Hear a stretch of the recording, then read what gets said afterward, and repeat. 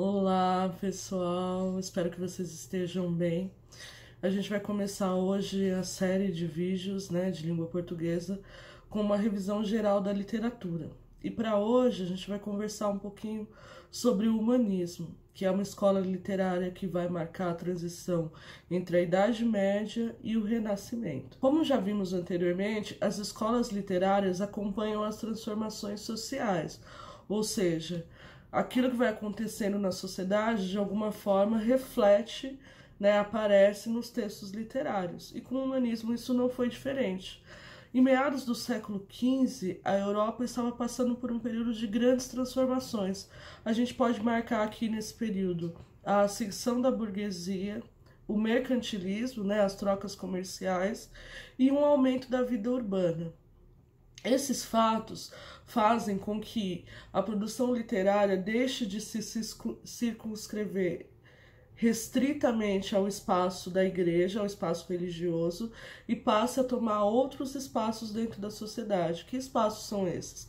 Também a gente não está falando aqui de uma popularização da arte, Esses espaços são os espaços nobres, os palácios, É um acesso ainda a uma pequena população, mas é um marcador importante, uma mudança significativa, porque você altera, com a alteração de espaço, da igreja para os palácios, você tem também uma alteração no tom dos textos, que é essa marcação que a gente está falando aqui da Idade Média para o Renascimento.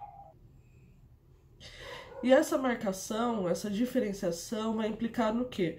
Uma maior valorização do ser humano, O ser humano passa a ser considerado sujeito da sua própria história. Então, o humanismo, repetindo aqui para a gente fixar bem isso, ele está nessa fase que passa do teocentrismo, que é a Idade Média, para o antropocentrismo, que é o Renascimento. O que são teocentrismo e antropocentrismo? Só para revisar rapidinho aqui. Teocentrismo, Deus no centro do mundo. Antropocentrismo, o ser humano no centro do mundo. Ok? Na literatura de língua portuguesa, e aqui vale um parênteses para falar o que é essa literatura de língua portuguesa, pois nesse momento, como a gente ainda não teve a colonização, o Brasil não está incluso, a gente está falando de Portugal, a gente pode marcar 3 principais fases no humanismo literário. Quais são eles? As crônicas de Fernão Lopes, a poesia palaciana e o teatro do Gil Vicente. Nesse vídeo a gente vai tratar só do Fernão Lopes, a poesia palaciana e o teatro do Gil Vicente ficam para as próximas, tá bom? Bom, afinal de contas, de quem é esse Fernão Lopes aqui que eu tô falando já falei umas 3 vezes o nome dele. O Fernão Lopes era um dos secretários da família real. Em 1418, ele foi nomeado guarda-mor da Torre do Tombo, com acesso a todos os arquivos do Estado. A Torre do Tombo era uma espécie de arquivo que continha todos os documentos do Estado, E com isso, o Fernão Lopes acabou se tornando um dos principais historiadores de Portugal. E tem um destaque, diferente dos seus antecessores medievais, que contavam, que focavam apenas nas histórias de reis e cavaleiros, o Fernão Lopes trazia um diferencial para os seus textos. E qual era? Ele tratava também dos movimentos populares e de questões econômicas. E com isso ele conseguia, de alguma forma, trazer para os seus textos algum tensionamento entre as classes, A gente ainda não podia falar de classes sociais nesse período, mas a gente tinha uma diferença entre os grupos sociais daquele período, que isso era retratado nas crônicas do Fernão Lopes. Além disso, é importante destacar que o Fernão Lopes é um dos primeiros cronistas em Portugal que vai unir história e literatura. O que isso significa?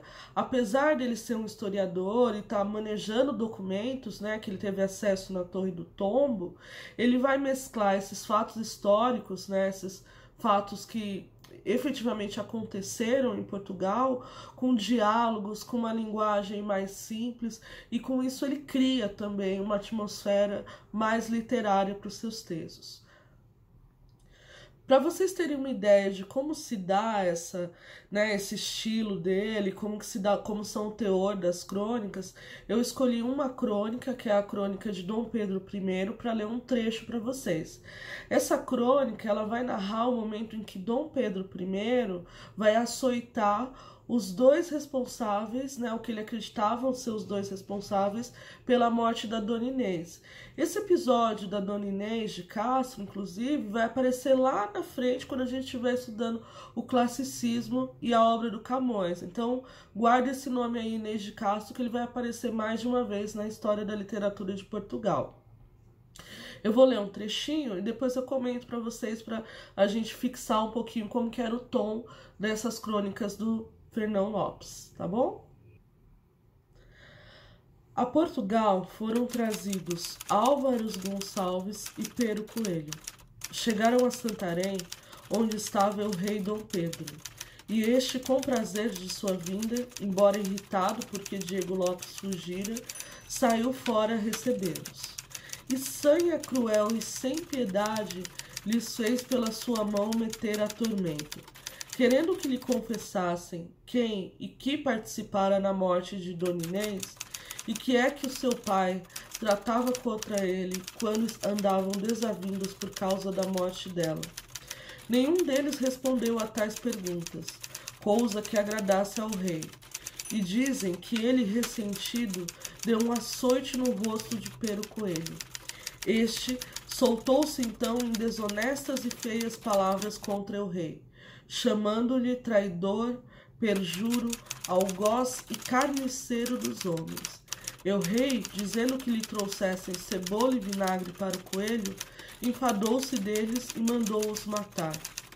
A maneira da morte deles, dita pelo miúdo, seria muito estranha e crua de contar, porque a Pero Coelho mandou arrancar o coração pelo peito, e a Álvaro Gonçalves pelas espáduas, e tudo o que se passou seria coisa dolorosa de ouvir. Finalmente, o rei mandou-os queimar, e tudo feito diante dos passos em que ele estava, de maneira que, enquanto comia, olhava o que mandava fazer.